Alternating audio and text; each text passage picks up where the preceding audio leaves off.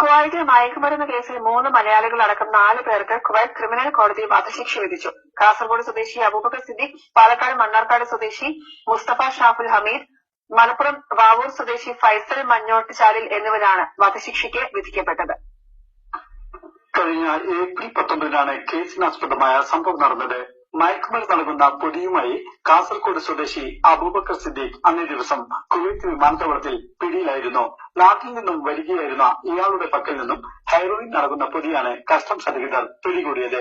ഇതേ തുടർന്ന് നടത്തിയ അന്വേഷണത്തിലാണ് പാലക്കാട് മണ്ണാർക്കാട് സ്വദേശി മുസ്തഫ ഷാഫുൽ ഹമീദ്, മലപ്പുറം വാവൂർ സ്വദേശി ഫൈസൽ മഞ്ഞോട്ടുചാലിൽ എന്നിവരും ജിലീബ് ഷൂക്കിലെ താമസ സ്ഥലത്ത് വെച്ച് അറസ്റ്റിലായത്.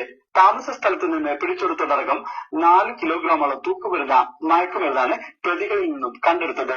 ഇതുമായി ബന്ധപ്പെട്ട് ശുക്ലിയ സമ്പത്ത് എന്ന ശ്രീലങ്കൻ യുവതിയെയും അറസ്റ്റ് ചെയ്തിരുന്നു. സംഭവത്തിൽ 4 പേർക്കും നേരിട്ടുള്ള പങ്ക് വ്യക്തമാക്കുന്ന തെളിവുകളും പ്രോസിക്യൂഷൻ കോടതിയിൽ ഹാജരാക്കി.